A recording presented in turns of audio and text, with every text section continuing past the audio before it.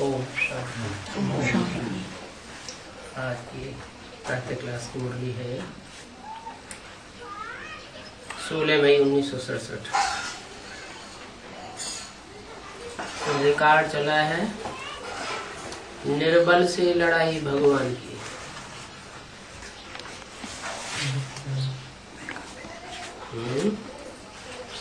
निर्बल से लड़ाई या बलवान से लड़ाई भगवान की? निर्बल से लड़ाई। निर्बल से? अरे तो भगवान का ही काम है। असली बात क्या है? कलयुग की दुनिया में जो निर्बल होते हैं उनसे बलवान लड़ाई लड़ने लग पड़ते हैं।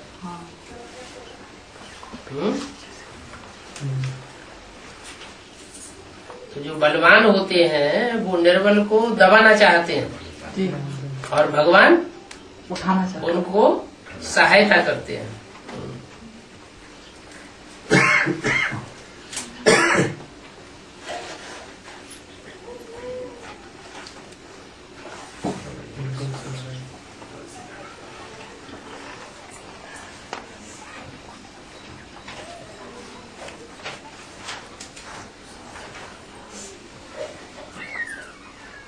शास्त्रों में बताते हैं कि जब महाभारत लड़ाई हुई तो यादव और कौरव बहुत बलवान थे। उनकी सेना भी बड़ी लंबी चौड़ी थी। कितनी थी? 18 अक्षों की सेना। माने सारी दुनिया यादवों और कौरवों की थी। और पांडवों की तरफ कितनी सेना थी? सिर्फ 5 पांडव थे। उनकी सेना वेना कुछ भी नहीं थी।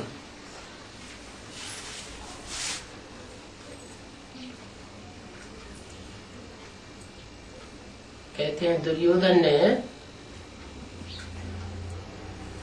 कृष्ण के सामने कहा जाकर के कि हमें आपका सारा राज पाठ सेना धन बल मान मर्तबा सब चाहिए। क्योंकि वो तो कृष्ण तो यादव संप्रदाय के मुखिया थे। और अर्जुन ने कहा हमें कुछ नहीं चाहिए आपका। हे भगवान कृष्ण, हमें सिर्फ आप ही चाहिए। तो अर्जुन भगवान के रूप में देखता था और दुर्योधन भगवान के रूप में नहीं देखता था, लेकिन ये समझता था ये बहुत बड़े आदमी हैं, बड़ी सेना है, बड़े बलवान हैं।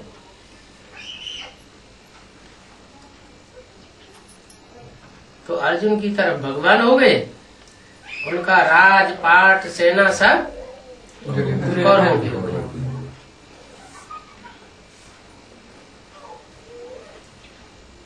तो ये निर्बल की लड़ाई बलवान कौरवों और यादवों से हुई।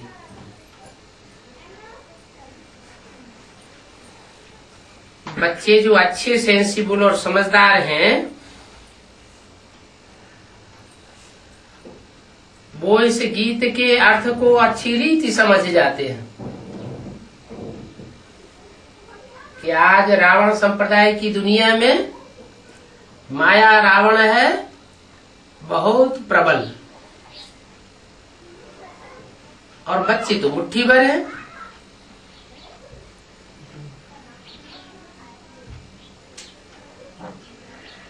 जिनका बुद्धियोग सुखधाम शांति धाम की तरफ है।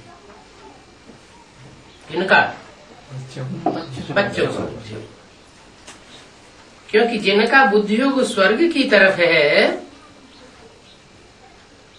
उनको फिर तूफान बहुत लगते हैं माया के। क्यों? माया किस दुनिया में राजी करती है? इसी दुनिया नारकीय दुनिया का राज्य माया के हाथ में।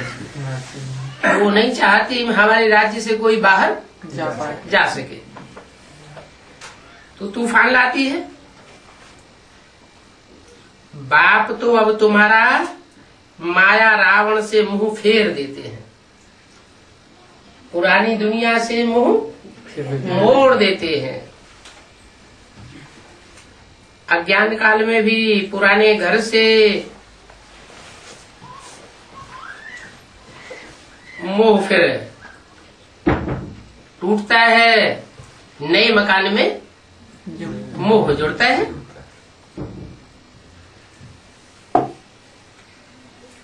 तो पुराने मकान से मोह फिर जाता है, फिर नए मकान को याद करते रहते हैं कि कब तैयार हो जावे।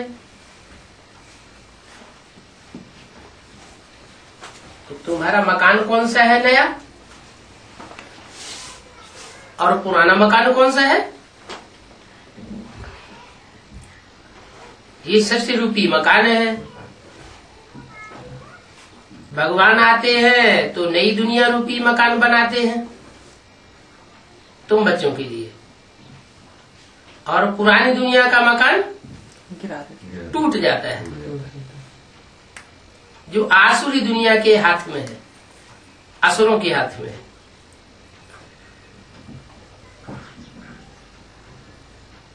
तो अब तुम बच्चों को भी यही ध्यान है कि कब हमारे स्वर्ग की स्थापना हो जावे। क्या ध्यान है? यह ध्यान है कि कब हमारी नई दुनिया की स्थापना हो जावे, या यह ज्यादा ध्यान है कि कब इस पुरानी दुनिया का विनाश हो जावे? कौन सा ध्यान ज्यादा है? विनाश हो जाएगा, इस दुनिया का विनाश चल रही है, इस पुरानी दुनिया का विनाश हो जावे, ये ध्यान ज्यादा है। और कब नई दुनिया की स्थापना हो जावे, ये ध्यान ज्यादा नहीं है। अब ये विनाश होगा तभी तो नई दुनिया। अच्छा, इन दोनों बातों में नेगेटिव बात कौन सी है और पॉजिटिव बात कौन सी है?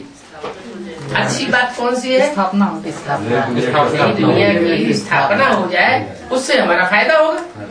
पुरानी दुनिया का विनाश हो या न हो, उससे हमें कुछ लेना देना नहीं, क्योंकि उस दुनिया से तो हमारा उद्योग पहले ही टूट चुका है। पॉजिटिव संकल्प करना चाहिए कि हमारा नया मकान जल्दी जल्दी तैयार हो जाए। और बाबा भी कहते हैं कि पहले स्थापना होगी, फिर विनाश अपने आप हो जाएगा। विनाश के लिए हमें पुरुषार्थ करने की दरकार नहीं है।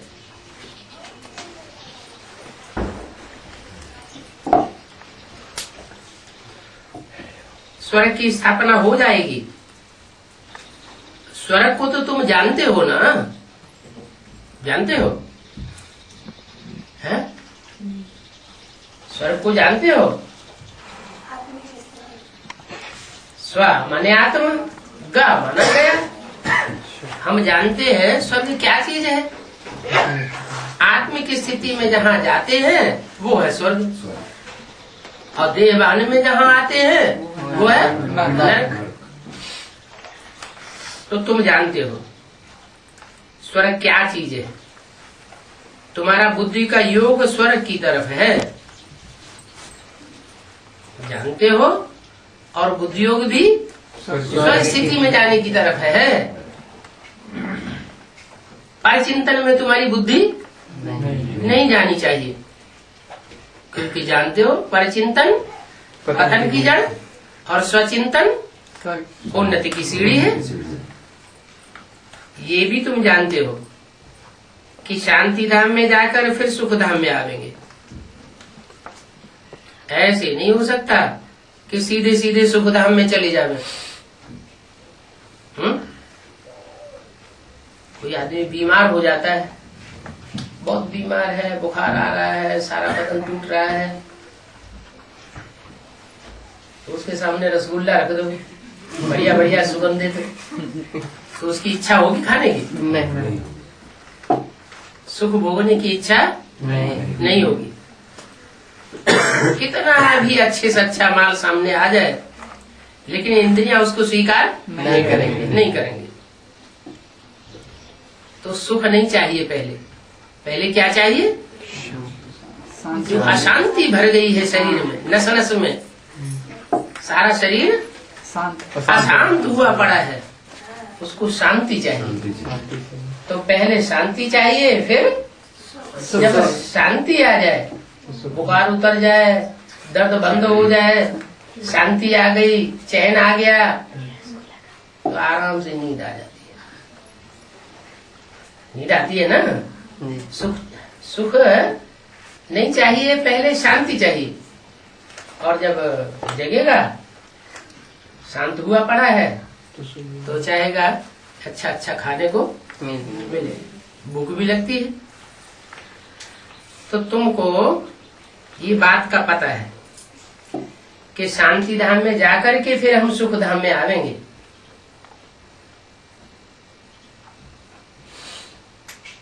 उन असुरों को इस बात का पता नहीं है क्या, शांति धाम में जाके सुख धाम में, कि शांति धाम में जाकर फिर हम सुख धाम में आएंगे।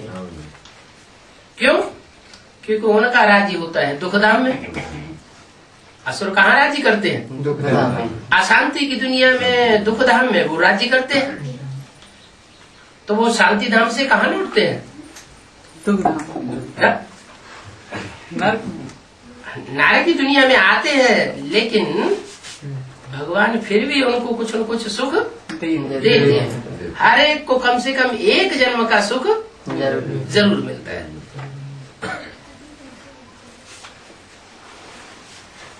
इस दुख धाम से तो सबको जाना ही है। कहाँ? शांति धाम। और शांति धाम में जाकर के फिर कम से कम एक जन्म के लिए सुख धाम में आना ही है। कोई कहे शांति धाम से हम सीधे दुख धाम में आ जावे, नरक में आ जावे, सो कोई आ नहीं सकता। शांति धाम से कहाँ आना पड़े? एक जन्म के लिए कम से कम सुख धाम में, सदगति में आना पड़े। तो तुम्हारा बुद्धि योग स्वर्ग की तरफ है। इस दुख धाम से सबको जाना है। सारी सृष्टि के मनुष्य मात्र को उस दुख धाम से जाना पड़ेगा। कोई ऐसा मनुष्य मात्र बचेगा नहीं सृष्टि में जो इस दुख धाम को छोड़कर शांति धाम, बाप के धाम में न जावे। बाप समझाते रहते हैं कि बच्चों, अभी स्वर्ग के द्वार खुल रहे हैं। क्या? स्वर्ग। नरक का द्वार अब बंद होता है और स्वर्ग का द्वार खुलता है। अब तुम्हारा बुद्धि योग हेवन की तरफ जाना चाहिए। क्या? न विनाश की तरफ जाना चाहिए, न अशांति धाम की तरफ जाना चाहिए, न दुख धाम की तरफ जाना चाहिए। अशांति धाम, दुख धाम है तो एक ही चीज। तुम्हारा बुद्धि योग कहाँ जाना चाहिए? शांति धाम और सुख धाम की तरफ जाना चाहिए। हेवन में जाने वाले को कहा जाता है पवित्र। क्या? किसको पवित्र कहा जाता है? जो स्वस्थिति में जाने का इच्छुक हो जाता है उसको कहेंगे कहाँ जाने का इच्छुक है? स्वर्ग में जाने का इच्छुक है। और जो देह के संबंधों में ही पड़ा रहता है, स्वस्थिति में आता ही नहीं, तो कहाँ जाने का इच्छुक है? नरक में जाने का इच्छुक है। हेल में जाने को अपवित्र कहा जाता है। चाहे मन से हेल में जाए, चाहे तन से हेल में जाए, तन की इंद्रियों से हेल अर्थात नरक में जाए, तो पवित्र है या अपवित्र है? उसको कहेंगे अपवित्र। गृहस्थ व्यवहार में रहते हुए भी तुम बुद्धि योग से हेवन की तरफ जाते हो। जानते हो, इस कलयुगी नारी की दुनिया में ग्रस्त व्यवहार कीचड़ की दुनिया है, नारी की यह दुनिया है। किसकी बनाई हुई दुनिया है? नर मनुष्य की बनाई हुई दुनिया है। मनुष्य जो कुछ करता है, जो कुछ बनाता है, वो सब दुखदाई बनाता है। नर बनाता है नरक, और जो सदाकाल स्वयं स्थिति में रहने वाला है कौन? सदा से, वो स्वर्ग बनाने वाला है। समझो, घर में बाप का बुद्धियोग हेवन की तरफ है और बच्चे का बुद्धियोग नरक की तरफ है।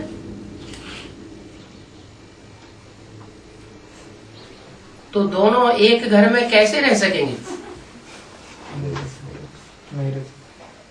एक हंस और एक बगुला। हंस बगुले इकट्ठे रह नहीं सकते।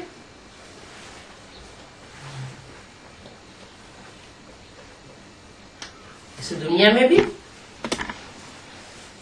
भगवान के बच्चे तो सब हैं। सारी दुनिया किसके बच्चे हैं? भगवान के ही बच्चे हैं।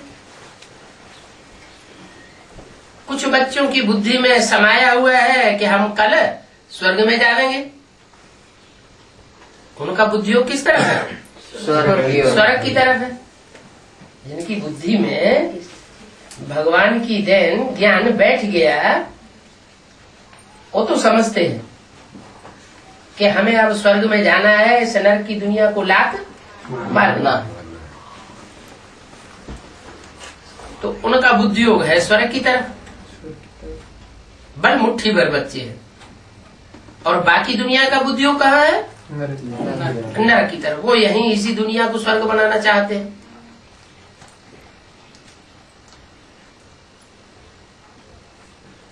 तो बाप कहते हैं,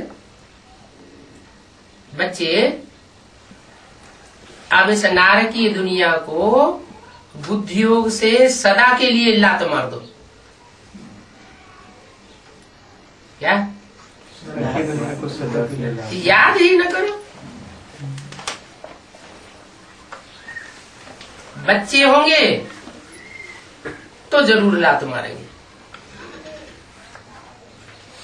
और भगवान के कच्चे बच्चे होंगे।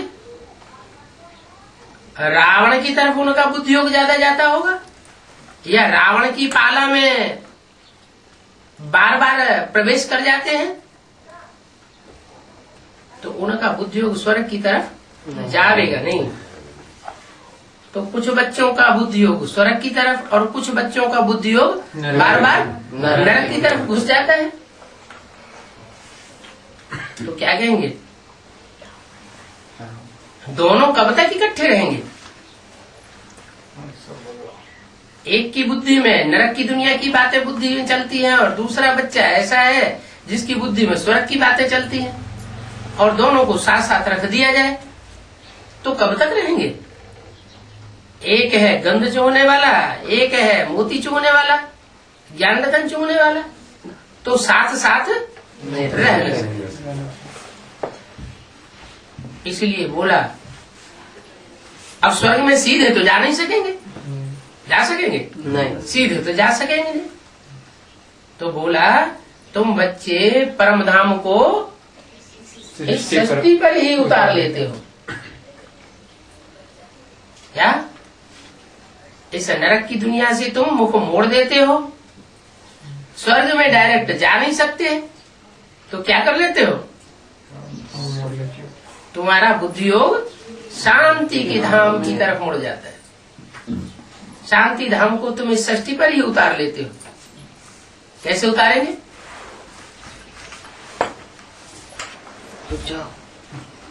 इस सृष्टि में शांति धाम को कैसे उतारेंगे?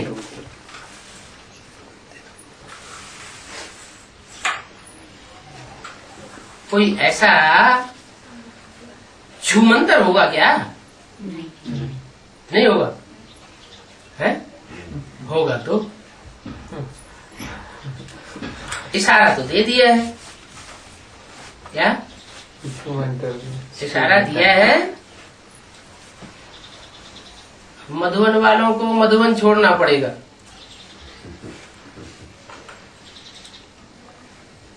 ज्ञान सरोवर वालों को ज्ञान सरोवर छोड़ना पड़ेगा,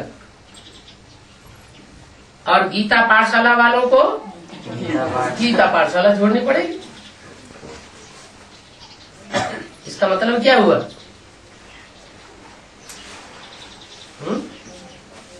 मधुबन वालों को मधुबन इसलिए छोड़ना पड़ेगा कि उनका बुद्धि योग बाहर की दुनिया के मान मर्तबे में जा रहा है। उनका बुद्धि योग स्वर्ग की तरफ नहीं है, स्वस्थिति की तरफ नहीं है। रावण की दुनिया में उनका बुद्धि योग लगा हुआ है, धन संपत्ति इकट्ठा करने में लगे हुए, तो उनको तो मधुबन छोड़ना लाजमी है। जो ईंटों का ज्ञान सरोवर बना के बैठे हैं, वो समझते हैं कि हम ज्ञान सरोवर में रहने वाले हैं, बाकी सारी दुनिया ज्ञान सरोवर में रहने वाली है। लेकिन वास्तव में ईंटों के धाम को ज्ञान सरोवर नहीं कहा जाता। ज्ञान सरोवर किसे कहा जाता है? ज्ञान मान सरोवर कहते हैं कि मान सरोवर झील पहाड़ों पर है। बहुत ऊंची स्टेज जिनकी बनती है, वो ज्ञान के आधार पर उनकी ऊंची स्टेज बनती है। ज्ञान क्या चीज है? ज्ञान माने जानकारी। जानकारी असलियत की या नकली पने की? असलियत की जानकारी भगवान देता है। बाकी सारी दुनिया की बुद्धि में है नकली जानकारी, और भगवान देता है असली जानकारी, माना असली ज्ञान। मनुष्य जो ज्ञान सुनाते हैं सब झूठा ज्ञान सुनाते हैं, उनके पास सच्चा ज्ञान नहीं है, क्योंकि सब जन्म मरण के चक्र में फंसे हुए हैं। मृत्यु होती है तो पूर्व जन्म का सब कुछ भूल जाता है। तो मनुष्य है मृत्यु लोक के, इसलिए उनको 84 के चक्र का ज्ञान तो है ही नहीं। भगवान मृत्यु लोक में आता ही नहीं है। भगवान तो जन्म में भी नहीं आता है और मृत्यु में भी नहीं आते हैं। वो जन्म मृत्यु से परे है। जन्म होता है लेकिन अलौकिक जन्म होता है, देह का जन्म नहीं होता है। तो जब जन्म मरण के चक्र से ही न्यारा है तो उसको अनेक जन्मों का ज्ञान है ही है, रहता ही है। वो सदा शिव है। क्या? सत्य माने शिव। सत्य ही कल्याणकारी है, उसको ही शिव कहा जाता है। वो ही ट्रुथ गॉड फादर है। क्या? गॉड फादर इज ट्रुथ अंग्रेज लोग भी कहते हैं। तो जो सच्चे को जानना वाला है वो सच्चखंड की स्थापना करता है, और जो झूठ को जानने वाले हैं वो झूठ खंड की स्थापना करते हैं। तो अब तुम्हारी बुद्धि में आ गया कि जो गीता पाठशालाएं हैं वो सुखधाम में है या दुखधाम में है? सुखधाम में है। गीता पाठशालाएं कौन सी दुनिया में खुली हुई है? दुखधाम में गीता पाठशालाएं खुली हुई है। और इस दुखधाम में राज्य किसका है? रावण का राज्य है। पढ़ाई भले हम पढ़ रहे हैं ईश्वर की, लेकिन बुद्धि में है कि हम रह कहाँ रहे हैं, कहाँ के वासी हैं। अभी प्रैक्टिकल में नरक की दुनिया के रहने वाले, रावण राज्य की दुनिया में रहे पड़े। कहते हैं ना, है कहते हैं ना, जल में रह करके मगरमच्छ से वैर। रहते हैं हम रावण राज्य की दुनिया में।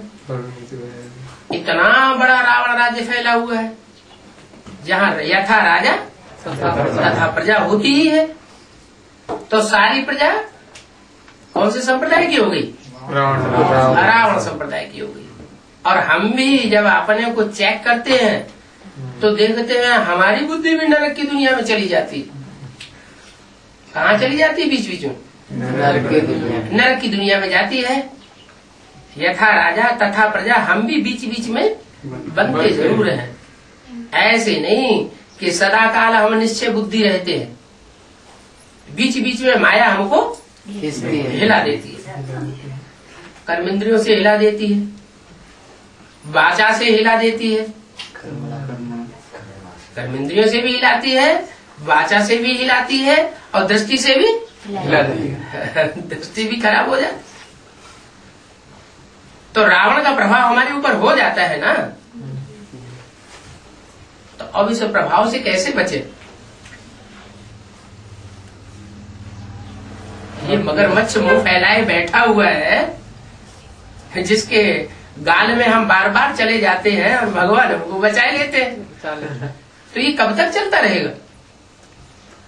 अभी अभी निश्चय बुद्धि, अभी अभी अनिश्चय बुद्धि। निश्चय बुद्धि बनते हैं तो आत्मा को थोड़ा सुख होता है, अनिश्चय बुद्धि बनते हैं तो आत्मा बहुत दुखी हो जाती है। तो आखिर ये चक्र कब तक चलता रहेगा?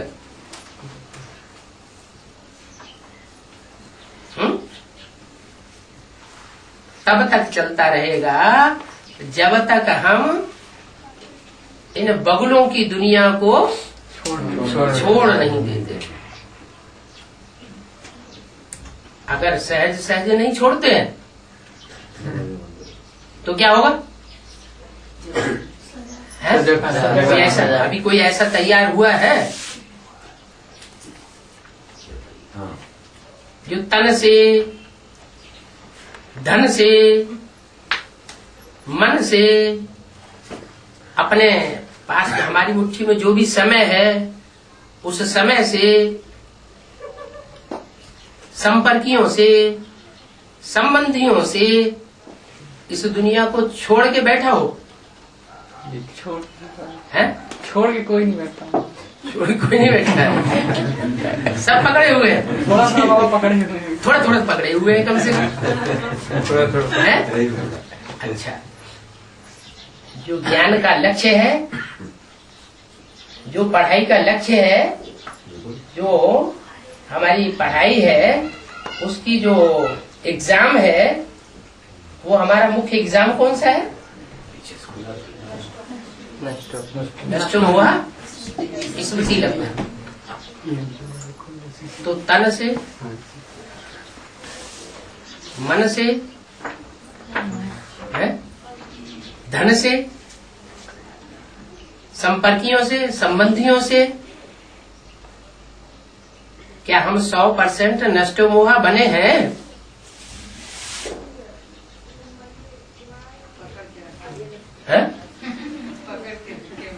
नष्ट मोहा बने नहीं। और 70 साल इस संगम युग के पूरे हो गए।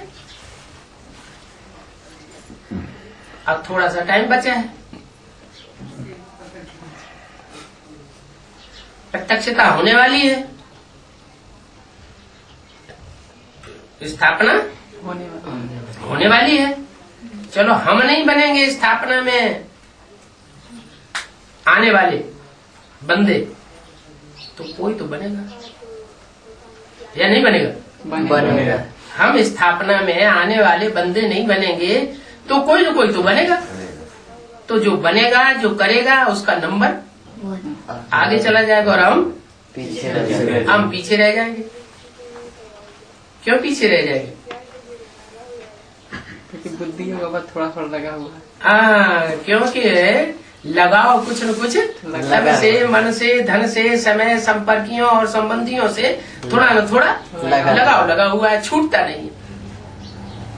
तो जब तक वो लगाव नहीं छूटता है, झुकाव नहीं छूटता है, पक्की आत्मिक स्थिति वाले नहीं बने कि जो आत्मा बने हैं, भगवान के बच्चे, परमात्मा के बच्चे हैं, वो ही हमारा परिवार है। इसके अलावा अब हमारा दूसरा कोई परिवार नहीं है। देहदारियों की तरफ पार्शियलिटी चली जाती है। पक्षपात किस तरफ हो जाता है? देह और देह के संबंधियों की तरफ पक्षपात चला जाता है। बुद्धि पक्षपाती बन जाती है। इससे क्या साबित होता है कि हम परमात्मा के बच्चे हैं या रावण के बच्चे? रावण के बच्चे। अभी भी रावण के बच्चे। 70 साल ज्ञान लेने के बावजूद भी अभी भी रावण के बच्चे साबित हो रहे हैं, क्योंकि नष्टो मोहा देह, और देह के संबंधियों से मोह नष्ट नहीं हुआ। जानते भी हैं ये देह का कनेक्शन आत्मा का सिर्फ एक जन्म का है। जो देह मिली है, इस देह के जो संबंधी मिले हैं, जो भी इस देह से कनेक्टेड पदार्थ मिले हुए हैं दुनिया के, घर, मकान, जमीन, जायदाद, कारखाना, वो इस एक जन्म से ही संबंधित है ना, देह से ही संबंधित है ना, आत्मा से तो संबंधित नहीं है। ये जानते हुए भी बुद्धियोग उनसे टूट नहीं पाता है, तो नंबर जरूर पीछे हो जाएगा। तो डिले इज डेंजरस। क्या अगर इसी तरह हम अलबेलेपन में रहे, अरे आज नहीं तो कल हो ही जाएगा। भगवान हमारा साथी है, तो साथी हमको साथ न दे ये तो हो नहीं सकता। लेकिन साथी भी नंबरवार है हम, या अव्वल नंबर के साथी है? तो नंबरवार में क्यों आते हैं? नंबरवार अगर भगवान के साथी की लिस्ट में आ जाएंगे तो वर्षा भी नंबरवार का मिलेगा। अगर अव्वल नंबर का वर्षा मिलना है, लेना है, तो पक्का पक्का भगवान का साथी बनना चाहिए हर परिस्थिति में। किसका साथी? भगवान का साथी। तो अव्वल नंबर का वर्षा पाएंगे। तन की ताकत को देखना है कि तन की ताकत किसके सहयोग में जा रही है। घड़ी घड़ी चेक करना, ये तन की ताकत है वो सारे दिन में भगवान के कार्य में कितनी लगाई, और जो देह की तरफ, मनुष्यों की तरफ, जो देह के संबंधियों की तरफ झुकाव जाता है, संपर्कियों की तरफ झुकाव जाता है, उसमें कितनी लगाई। कितना समय हमने ईश्वरीय कार्य में दिया और कितना समय देह और देह के संबंधियों और संपर्कियों में दिया। कभी कभी ऐसा होता है सुबह से शाम तक हम सेवा करने में तो लगे रहते हैं, ईश्वरीय सेवा करते हैं, लेकिन अंदर में ये चालाकी भरी रहती है कि जिनकी हम सेवा कर रहे हैं कल ये हमारे बड़े सहयोगी बन जाएंगे, ये हमको कोई बड़ा मकान दे देंगे, बड़े धन का अमाउंट दे देंगे, तो हम बड़े सर्विसेबल साबित हो जाएंगे, हमारा मान मर्तबा खूब हो जाएगा। तो ये लौकिक दुनिया की प्राप्ति हुई, एक जन्म की प्राप्ति हुई, या सदाकाल की प्राप्ति हुई? एक जन्म। अल्पकाल की प्राप्ति की तरफ बुद्धियोग चला जाता है। ये अल्पकाल की प्राप्ति भगवान नहीं सिखाता। भगवान हमको कितने जन्म की प्राप्ति देने के लिए आया हो? ऐसी सेवा करनी है जिससे एक जन्म की, इस जन्म की प्राप्ति न हो। कितने जन्म की प्राप्ति हो? 21 जन्मों की प्राप्ति हो, और 21 जन्मों के आधार पर 63 जन्मों का भी हमारा हिसाब किताब बन जाए। तो इस नारकीय दुनिया में रहते हुए अब हमें घड़ी घड़ी ये चेकिंग करनी है कि नरक की तरफ हमारी बुद्धि कितनी है 24 घंटे में, और आने वाली नई दुनिया की तरफ हमारी बुद्धि योग कितना जाता है। नहीं तो क्या होगा? जबरियन ऐसा माहौल बन जाएगा कि हम मजबूरन इस दुनिया को छोड़ने के लिए मजबूर हो जाएंगे। एक काम होता है अपनी स्वेच्छा से किया जाए, और एक काम होता है कोई धक्का दे और फिर हम करें। तो ज्यादा प्राप्ति किसमें होगी? जो स्वेच्छा से जो कार्य करेंगे उसमें भगवान भी खुश होगा कि देखो इसकी तो जो स्वाभाविक लगन ना मेरी तरफ लगी हुई है। और धर्मराज पीछे से डंडा मारे, फिर मजबूर होकर के डंडों के दर्द से परेशान होकर के फिर हम मुड़ जाएं, तो उसमें हमारा पद नीचा हो जाएगा।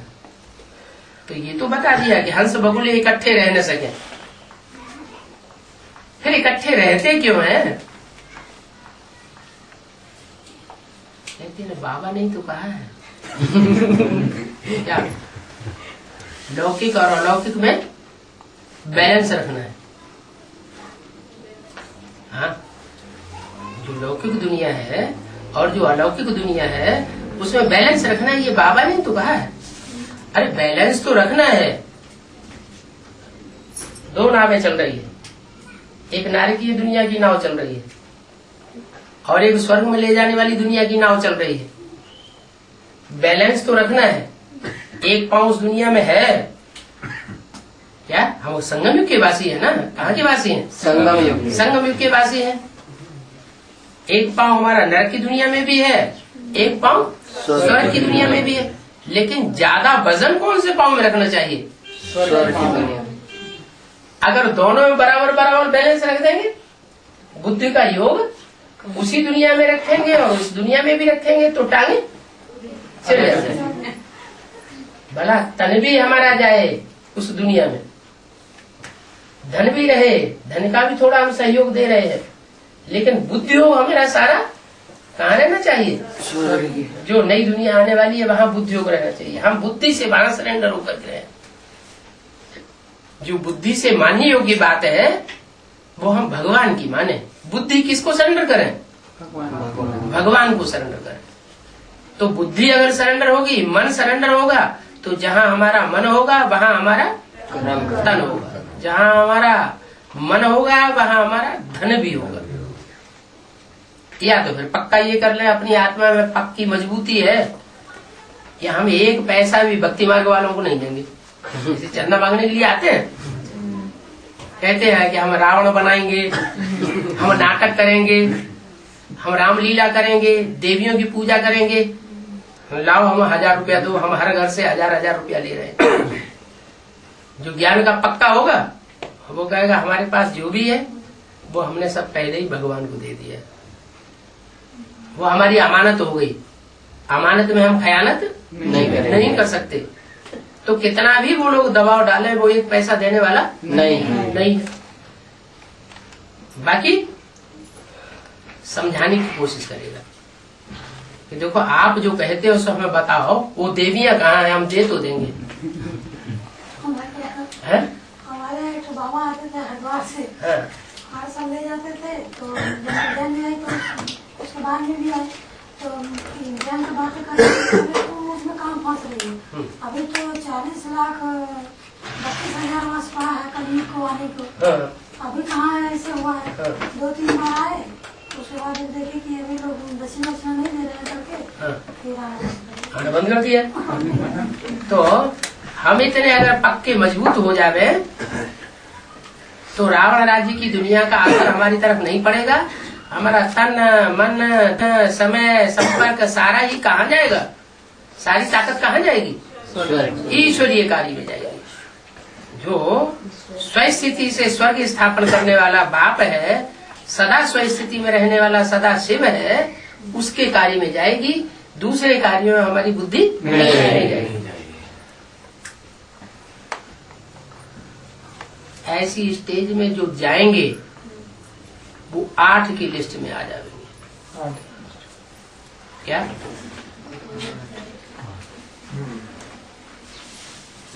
जो 8 की लिस्ट में आवेंगे वो धर्मराज की सजाएं नहीं खाएंगे। क्या? परिस्थितियां उनको मजबूर नहीं करेंगी कि तुम बगुलों का साथ छोड़ो, क्योंकि वो स्वतः ही अपनी इच्छा से ही बगुलों का साथ छोड़ देते हैं। इसलिए उनको धर्मराज की सजा नहीं खानी पड़ती। उनका बुद्धियोग सारा पुरानी दुनिया से हट जाता है। पुरानी दुनिया से जिनका बुद्धियोग हटा हुआ होगा उनकी मुख्य पहचान क्या होगी?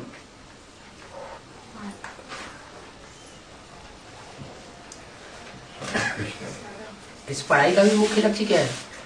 नर से नारायण। हाँ, कब बनेंगे? कौन सा गुण हमारे अंदर आ जाएगा? जो कौन सी परीक्षा हम पास कर लेंगे जिससे नर से नारायण बनेंगे? आत्मिक स्थिति में एक ही तो परीक्षा है। नष्टो मोहा स्मृति लब्धा। देह और देह के संबंधों से, देह के पदार्थों से मोह नष्ट हो जाए।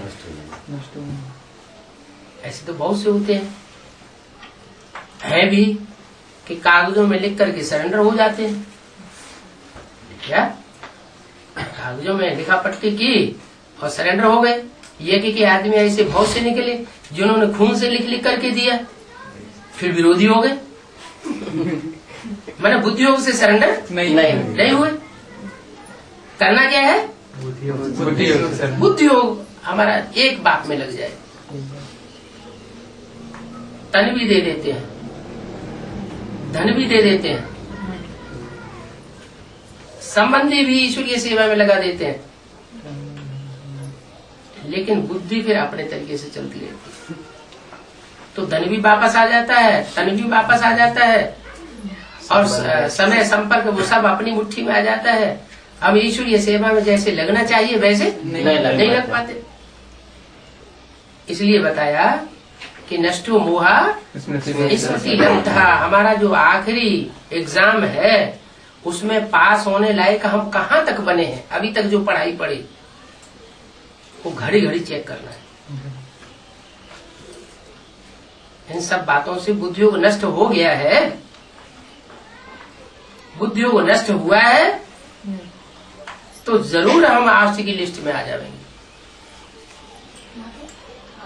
8 की लिस्ट में आ जाएंगे, अष्ट देवों की लिस्ट में आ जाएंगे, जो नई दुनिया की स्थापना में भगवान के पूरे पूरे सहयोगी बनते हैं। तो फिर 84 जन्मों में ज्यादा सुखी कौन रहेंगे? ज्यादा सुखी रहेंगे। उनके मुकाबले जो 9वां बनेगा, क्या उनके मुकाबले माला तो 9 की 8-9 की माला होती है ना नवरत्नों की, उनमें जो 9वां होगा जो उससे बाहर हो जाएगा वो उतना सुखी नहीं बनेगा। और उसके बाद वाले जितने भी नंबर बनते जाएंगे उनका सुख भी कम होता जाएगा। स्वर्ग में भी कम सुखी होंगे, कम मान मर्तबा वाले होंगे, और जो पुरानी दुनिया आएगी नरक की दुनिया उसमें भी कम सुख मिलेगा। तो बोला हंस बगुले दोनों इकट्ठे नहीं रह सकते हैं, नहीं रह सकते हैं, स्वेच्छा से नहीं रह सकते हैं, या बरबस नहीं रह सकते हैं। बरबस माना परबस। क्या होगा? है? अगर स्वेच्छा से हंस बगुले अलग अलग न हुए तो क्या होगा? परवश होकर के हंस बगुलों को अलग अलग कर दिया जाएगा। कोई पूछते हैं ऐसा क्या होगा? जो गीता पाठशाला वालों को गीता पाठशालाएं छोड़नी पड़ेगी, गीता पाठशाला में क्लास करना बंद हो जाएगा? ऐसा तो हो नहीं सकता। अरे अभी भी देख लो, शुरुआत में जो पुरानी गीता पाठशाला एडवांस की बनी थी और जो अभी तक भी चल रही है, उनमें पहले स्टूडेंट्स का संगठन ज्यादा अच्छा होता था, अब ज्यादा अच्छा होता है। अब ज्यादा अच्छा होता है। वो नए की बात कर रहे हैं जो अभी गीता पाठशाला में बनी है, या पुरानी गीता पाठशाला की बात कर रहे हैं? एडवांस में कुछ गीता पाठशाला ऐसी है जो सन 76 से ही चल रही है। क्या? और कुछ गीता पाठशाला जो ऐसी है जो अभी नई चल रही है। तो नए पत्ते जो झाड़ के आते हैं वो ज्यादा शोभनीक लगते हैं, ठीक है? पुराने पत्ते ज्यादा शोभनीक लगते हैं, नए पत्ते ज्यादा शोभनीक लगते हैं। क्यों नहीं लगते? ज्यादा शोभनीक लगते हैं क्योंकि उनमें प्योरिटी की पावर ज्यादा होती है। और जितने पुराने होते जाते हैं उतने सतो प्रधान, सतो सामान्य, रजो और तमो से गुजरते जाते हैं। दुनिया की हर चीज 4 अवस्थाओं से गुजरती है। क्या? कोई ऐसी चीज नहीं है जो 4 अवस्थाओं से पास न होती है। मकान हो, दुकान हो, आदमी हो, जानवर हो, पशु हो, पक्षी हो, कुछ भी हो, 4 अवस्थाओं से, सतो प्रधान, सतो सामान्य, रजो और तमो से सबको गुजरना। ज्ञान को भी, ज्ञान भी 4 अवस्थाओं से गुजरता है। जो शुरुआत में आते हैं तो बड़ी खुशी होती है, भगवान मिल गया। फिर धीरे धीरे दुनिया दूसरों के संग के रंग में आते हैं, दूसरों के संग के रंग में आते हैं तो उनका संग का रंग लगने लगता है, फैमिलियरिटी में आ जाते हैं। जहाँ फैमिली अपनी अलग से तैयार होना शुरू हुआ वहीं से नीचे गिरना शुरू हो जाता है। मनुष्य जो है वो आदि है, किस बात का, किस बात का आदि है? अनेक जन्मों में संग के रंग में आने का आदि रहा है। ऐसे नहीं कि गिरती कला द्वापर युग से ही होती है, द्वापर से ही कलाएं गिरती है क्या? सतयुग में कलाएं गिरती नहीं है क्या? सतयुग के पहले जन्म से ही कलाएं गिरना शुरू हो जाती है। क्यों गिरती है? वहां तो आत्मिक स्थिति रहती है ना, वहां दूसरे धर्म होते ही नहीं, तो गिरती क्यों है? क्योंकि ऊपर से कमजोर कमजोर आत्माएं, हम तो पावरफुल थे, लेकिन जो कम कला वाली आत्माएं हैं वो ऊपर से ढेर की ढेर उतरती रहती हैं। मान लो सतयुग के आदि में 4.5 लाख थे और 4.5 लाख के 4.5 लाख बच्चे पैदा हो गए, दोनों ही 16 कला संपूर्ण, बच्चे भी 16 कला संपूर्ण और पैदा करने वाले भी 16 कला संपूर्ण। फिर बाद में जो उतरेंगे वो 16 कला संपूर्ण उतरेंगे या कमजोर आत्मा उतरेंगे? कमजोर आत्मा उतरती है। और वो 9 लाख की तादाद में ही उतरेंगी या उससे ज्यादा तादाद में उतरेंगी? भारी तादाद में उतरती है। तो उनके संग का रंग हमको लगने लगता है। क्योंकि मनुष्य जो है, जो भी मनुष्य आत्माएं हैं, चाहे वो देवात्मा बन जाए चाहे वो आसुरी आत्माएं बन जाए, उनका स्वभाव है संग के रंग में जरूर आती है। यहाँ ज्ञान में भी ऐसे ही है, भले हम संगम युग के वासी हैं, लेकिन ज्ञान में भी अभी ज्ञान में आए, नए ज्ञान में आ गए, एडवांस ज्ञान में आ गए, या जो भी चलो शुरुआत में बेसिक नॉलेज में आ गए। शुरुआत में जब आए तो बड़े खुशी थे, फिर बाद में धीरे धीरे खुशी उड़ती जाती है। ऐसे एडवांस में जब आते हैं शुरुआत में बड़ी कापारी खुशी बढ़ती है, भगवान मिल गया, फिर धीरे धीरे बाद में कम होती जाती है। तो सतो प्रधान, सतो सामान्य और रजो और तमो। तो आपको ऐसे लग रहा है क्या? क्योंकि अभी नई नई गीता पाठशाला है तो ऐसे लग रहा है, लेकिन जो पुरानी गीता पाठशालाएं हैं उनमें संख्या कम होती जा रही है गीता पाठशाला में आने वालों की, या बढ़ रही है?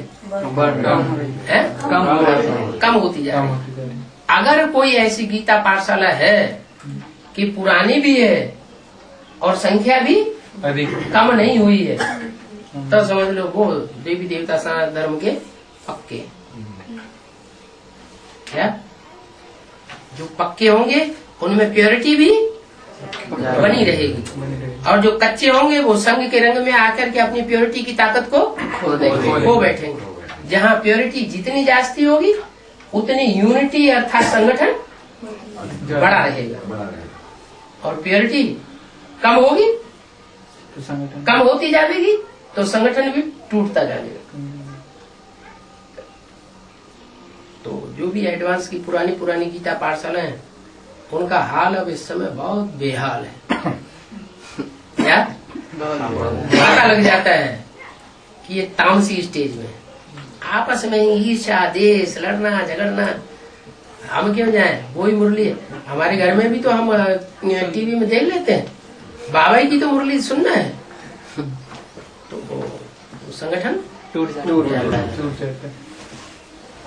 तो बताया कि बिखरना शुरू हो जाता है। ये बिखराव जिनकी बुद्धि में ज्ञान अच्छी तरह बैठा हुआ होगा, क्या कि हम किसके बच्चे हैं? भगवान के बच्चे हैं। भगवान के बच्चे हैं, एक बाप के बच्चे हैं, तो एक परिवार होना चाहिए ना। एक परिवार में अगर टूट फूट होती है तो परिवार का जो भी मुखिया है, बड़े हैं, वो उनकी बुद्धि में आवेगा परिवार टूट रहा है, ये अच्छी बात नहीं है। संगठन को कोई भी हालत में टूटने नहीं देना और खुद ही अलग होकर के बैठ जाए। कोई परिवार में 4 भाई हैं, मिल्कियत को लेकर के झगड़ा होता है, बड़ा भाई अपनी संपत्ति समेट करके अलग हो जाता है, तो वो बाप समान बड़ा भाई है? नहीं है। वो बड़े भाई का उसने अपना फर्ज निभाया ही नहीं। तो ऐसे ये भी ईश्वरीय परिवार है। इस ईश्वरीय परिवार में जो जितनी जिम्मेवारी परिवार के लिए उठाते हैं, जितना भी अर्पण में होते हैं परिवार के लिए, वो बाप के सगे बच्चे हैं। अगर परिवार टूटता है तो अंदर से आता है जिम्मेवार बच्चे को, लोग क्या कहेंगे। तो इसमें तो बाबा यही बात आ जाती है ना कि बाबा तो मुरली में बोले हैं कि कुछ नहीं देना है, कुछ नहीं करना है। किसको नहीं देना है? किसी को भी। किसी को माने लौकिक को या अलौकिक को? नहीं, लौकिक को इधर। लौकिक को भले तुम तन धन न दो, लेकिन कम से कम बुद्धियों से उनको, दृष्टि से तो उनका शुभ संकल्प तो दे सकते हैं। फिर भी बाबा जब अपने बन गए हैं। अपने कहाँ बन गए? लौकिक वाले अपने कहाँ बन गए? अलौकिक वालों की बात करो। अलौकिक वाले की तो बात ही नहीं, वो तो अपने परिवार के हैं। अपने ही परिवार में ऐसी बात आती है तो बाकी नहीं। जो परिवार, उनमें भी देखना है। बन तो गए हैं, ये किस कोटि के ब्राह्मण बने हैं? ये अव्वल नंबर के ब्राह्मण है या गिरी हुई कास्ट के ब्राह्मण है? पूरे श्रीमत पर चलने वाले हैं या श्रीमत को बीच बीच में तोड़ तोड़ के चलते हैं? ये नहीं देखना। ब्राह्मण संप्रदाय है, ब्राह्मण संप्रदाय में 9 कुरियां हैं। सब कुरियां एक जैसी होती हैं क्या? नहीं। कोई बहुत ऊंची कास्ट के ब्राह्मण है और वो सोचते हैं कि अरे हम तो ऊंची कास्ट के, हमारा नाम बदनाम हो जाएगा। तो ऐसे ही यहाँ हम भी सूर्यवंशी बाप के सूर्यवंशी बच्चे हैं।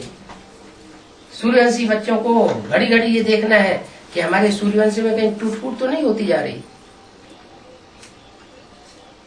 टूट फूट होती है जरूर हमारे में कमी है, हमारी यूनिटी टूट रही है, माने हमारी प्योरिटी कम होती जा रही है। तो मेंटेन करने की कोशिश क्या करना है? ज्यादा से ज्यादा तवज्जो देना है कि हम आत्मिक स्थिति में स्थित हो रहे हैं। ऐसे नहीं अरे हम इनको छुएंगे भी नहीं हम इनके हाथ का खाएंगे भी नहीं। जब हमें आंखों से कोई ऐसी चीज देखने में नहीं आ रही है जिसका ये प्रूफ मिले कि ये पतित बन रही है, तो हम उनको धक्का क्यों मारे? उनके साथ रहे, खाना पीना आचार व्यवहार सब हो रहा है, लेकिन फिर भी उनको नफरत की दृष्टि से न देखें। नफरत की दृष्टि से न देखें, उनके साथ समान व्यवहार रखें, लेकिन खुद अपने को अटेंटिव कर दें कि हम आत्मिक स्थिति में हैं। आत्मिक स्थिति में हम स्थित होंगे, स्टार आत्मा याद होगी, तो भले हम दृष्टि से किसी को देखेंगे भी तो भी संग का रंग दृष्टि का नहीं लगेगा। टच भी करेंगे, अगर आत्मिक स्थिति पक्की है तो टच करने का जो विकर्म बनता है, आत्मा की शक्ति जो क्षीण होती है टच करने से, वो क्षीण ही नहीं होगी। जैसे बैटरी है, एक छोटी बैटरी है, एक बड़ी बैटरी है। बड़ी बैटरी भरी हुई है और छोटी बैटरी खाली है।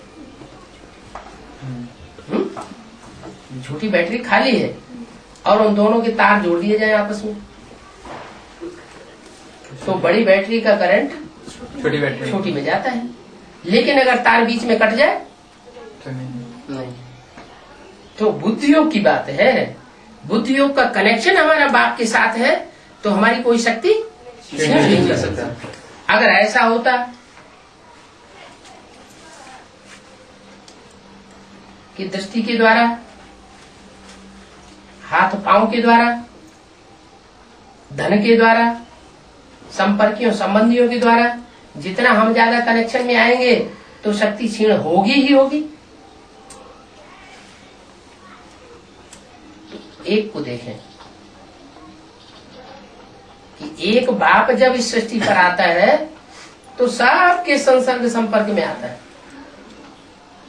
तो उसकी शक्ति क्षीण होती है क्या? नहीं नहीं होती, नहीं होती ना। नहीं अच्छा, तो वो कौन सा बाप है, ऊपर वाला कि नीचे वाला ऊपर है? ऊपर एक है बेहद का बाप, आत्माओं का बाप ऊपर वाला, और एक है बेहद का बाप, मनुष्यों का बाप नीचे वाला। तो जो नीचे वाला है उसको हम जानते हैं संग का रंग लगता है, लेकिन ऊपर वाले को संग का रंग नहीं लगता है। तो किसको फॉलो करना? ऊपर वाले। हाँ, हमारा ये ध्यान रहे कि हम लगातार आत्मिक स्थिति में हैं। अगर लगातार आत्मिक स्थिति में है तो हमारा कुछ भी नहीं बिगड़ना, लेकिन हम जानते हैं लगातार हमारी आत्मिक स्थिति बनती नहीं है।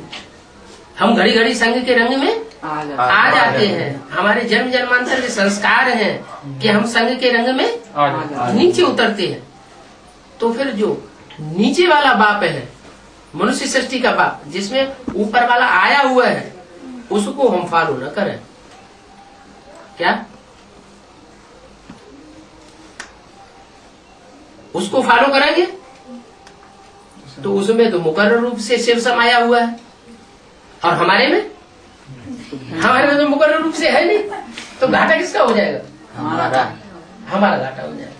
इसलिए इस तरह संसर्ग संपर्क में आए कि न सांप मरे न लाठी टूटे। ये युक्ति अपनाए कि बुद्धि योग हमारा अपना पास, बाप के पास रहे। ये तो कोई देखने की चीज नहीं है, लेकिन जो बाहरी चीजें हैं उनसे हम दिखाने के लिए सहयोगी बनते रहे। अगर दिखावा करने के लिए सहयोगी दूसरों के बनते हैं और अंदर से हम बाप के बने हुए हैं, तो बाप तो हमसे संतुष्ट रहेगा।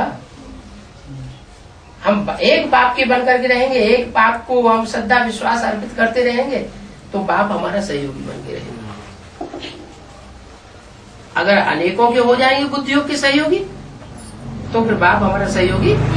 बाप कुछ नहीं चाहता है। क्या चाहता है? धन भी नहीं चाहता। तुम्हारे पास धन है या नहीं है, कोई हर्जा नहीं, ना दो। तन भी नहीं चाहता। क्या चाहता है? मन बुद्धि तुम मेरे को दे दो। मन मना भव। क्या? जो तेरे अंदर मन के संकल्प हैं वो ऐसे चले जो मेरे अंदर मन के संकल्प है। माने मेरे जैसे संकल्पों में तू अपने संकल्पों को डुबो दे। मन और बुद्धि से मेरा मत जा।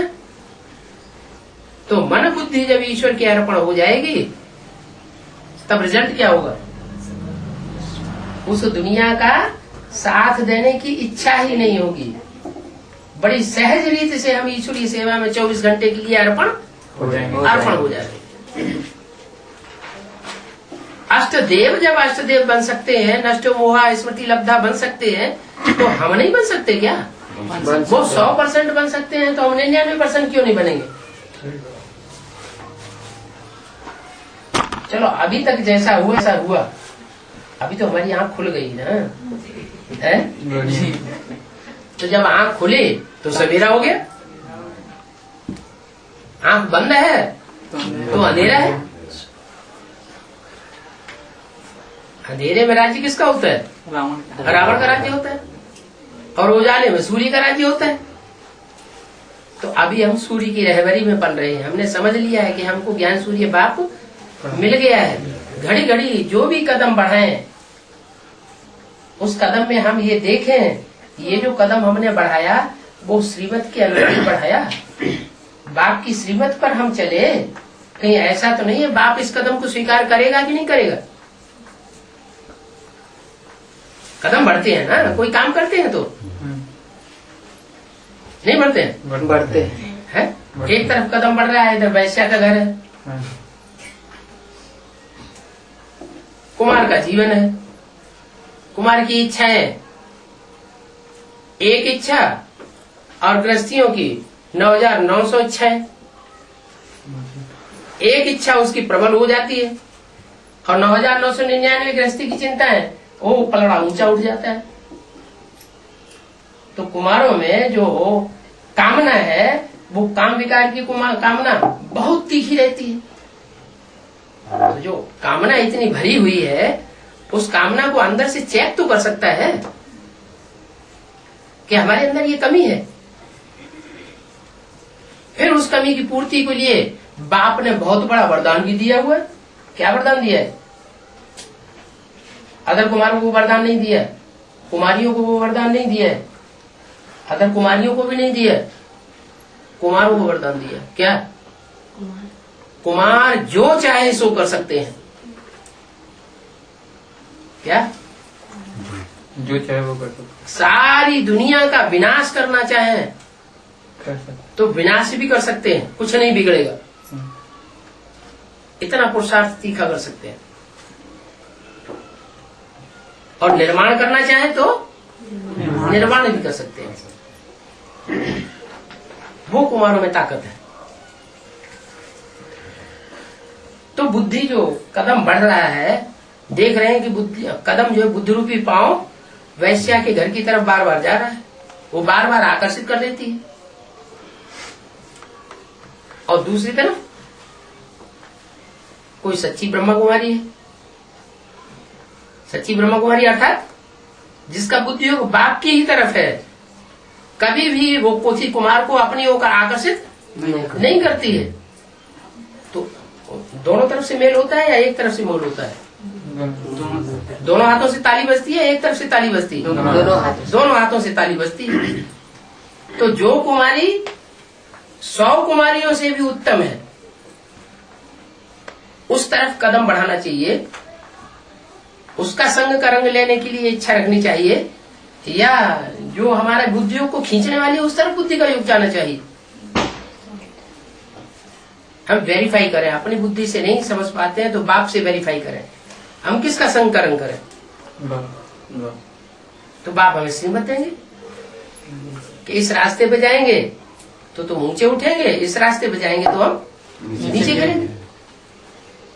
तो कदम कदम पर जो भी कदम बढ़े उसमें बाप की श्रीमत लेकर के चले। या तो अंदर से ये देखें कि ये जो कदम हम बढ़ा रहे हैं वो श्रीमत के प्रमाण है, पक्का बुद्धि में बैठ रहा है, पक्का श्रीमत के प्रमाण है, इसमें कोई बात की कमी है ही नहीं, तो आगे बढ़ जाना चाहिए। तो जो कदम कदम पर श्रीमत पर चलेंगे, बुद्धि योग बाप को दे करके चलेंगे, उनकी विजय ना हो, ये हो ही नहीं सकती। क्या अंत में किसकी विजय होनी है? सत्य की विजय होनी है। और हम सत्य बाप के आधार पर चल रहे हैं, तो विजय होने का न होने का सवाल ही नहीं।